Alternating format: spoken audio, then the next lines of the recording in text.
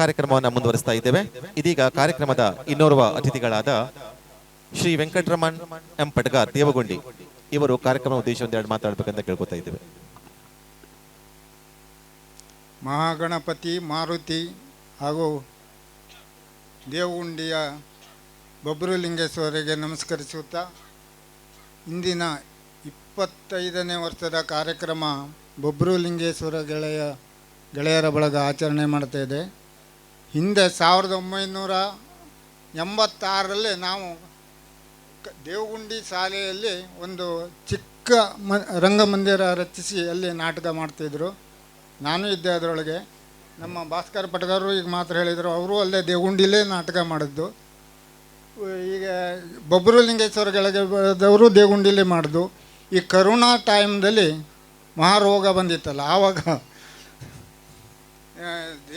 ಶಾಲೆಯೊಳಗೆ ಜಾಗ ಕೊಡದೇ ಇದ್ದರಿಂದ ಇಲ್ಲಿ ಬಂದು ನಾಟಕ ಮಾಡ್ತಾಯಿದ್ರು. ಇದು ನಿಜವಾಗೂ ನಮ್ಮ ಜಾಗ ಅಲ್ಲ, ನಮ್ಮ ದೇವಗುಂಡಿ ಜಾಗನೂ ಅಲ್ಲ. ನಮ್ಮ ದೇವಗುಂಡಿ ಜಾಗ ಇರುವುದು ದೇವಗುಂಡಿ ಶಾಲೆಯೊಳಗೆ. ಅಲ್ಲಿ 25 ಗುಂಟಿ ಜಾಗ ಶಾಲೆಯೊಳಗಿದೆ. ಸ್ಟೇಜು ಇದೆ ಚಿಕ್ಕದಾದಂದು. ಅಲ್ಲಿ ಅರಣ್ಯ ಇಲಾಖೆಗೆ ಅಂಟ್ಕೊಂಡಿದ್ದರಿಂದ ಆ ಗುಡ್ಡ ಕಡಿದ್ರೆ ಬೇಕಾದಷ್ಟು ಜಾಗ ಆಗ್ತದೆ. ಅಲ್ಲೇ ನಾಟಕ ನಾವು ಮಾಡ್ಬೋದು. ಇನ್ನು ಮುಂದಿನ ದಿನಗಳಲ್ಲಿ 2 ಯುವಕ ಸಂಘ ಇದೆ, ಬಬ್ರುಲಿಂಗೇಶ್ವರ ಗೆಳೆಯರ ಬಳಗ ಮತ್ತು ಜಟಗೇಶ್ವರ ಗೆಳೆಯರ ಬಳಗ. ಇವರು ಮನಸ್ಸು ಮಾಡಿದರೆ ಅಲ್ಲಿ ಆ ಸ್ಟೇಜ್ ಹೊಸದಾಗಿ ಮಾಡಬಹುದು. ಶ್ರಮದಾನ ಮಾಡಬೇಕಾಗ್ತದೆ. ಅಲ್ಲಿ ಶ್ರಮದಾನ ಮಾಡಿದ್ರೆ ಹೊಸ ಸ್ಟೇಜು ಮಾಡಬಹುದು. ಮುಂದಿನ ದಿನಗಳಲ್ಲಿ ಹೊಸ ಸ್ಟೇಜ್ನಲ್ಲೇ ಅಲ್ಲಿ ನಾಟಕ ಮಾಡುವಂಥ ಒಂದು ಗುರಿಯನ್ನು ಇಟ್ಟುಕೊಳ್ಳಿ. ಈಗ ಇವರು ಬಬ್ರುಲಿಂಗೇಶ್ವರ ಗೆಳೆಯದವರು ಮಾತ್ರ ಇಲ್ಲಿ ಮಾಡ್ತಾಯಿದ್ದಾರೆ. ಜಟಗೇಶ್ವರ ಗೆಳೆಯದವ್ರ ಬಳಗದವರು ದೇವಗುಂಡಿ ಶಾಲೆಯೊಳಗೆ ನಾಟಕ ಮಾಡ್ತಾಯಿದ್ದಾರೆ. ಮಾರ್ಚ್ 1ನೇ ತಾರೀಕಿಗೆ ಈಗ ಜಟಗೇಶ್ವರ ಗೆಳೆಯರ ಬಳಗದವರು ನಾಟಕ ಇದೆ.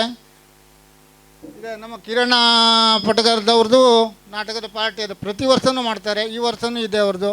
ಪ್ರತಿಯೊಬ್ಬರು ಬನ್ನಿ, ಕಾರ್ಯಕ್ರಮಕ್ಕೆ ವೀಕ್ಷಿಸಿ.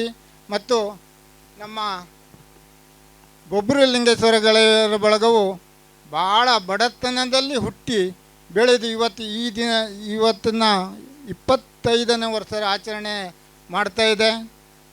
ಬಬ್ರುಲಿಂಗೇಶ್ವರ ದೇವಸ್ಥಾನ ಇಲ್ಲೇ ಇದೆ.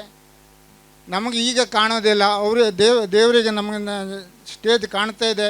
ಹಾಗೆ ನಮ್ಮ 25 ವರ್ಷದವರೆಗೆ ಮುಂದುವರಿಸ್ಕೊಂಡು ಬಂದ ಬಬ್ರುಲಿಂಗೇಶ್ವರನ್ನು ಇನ್ನೂ 100 ವರ್ಷ ಮುಂದುವರಿಸಲಿ ಅಂತ ಹೇಳುತ್ತಾ ಹಾರೈಸುತ್ತಾ ನಂದು 2 ಮಾತನ್ನು ಮುಗಿಸ್ತೇನೆ. ಜೈ ಕರ್ನಾಟಕ. ಶ್ರೀ ವೆಂಕಟರಮಣ್ ಎಂ ಪಟಗಾರ್ ಇವರಿಗೆ ಧನ್ಯವಾದಗಳು.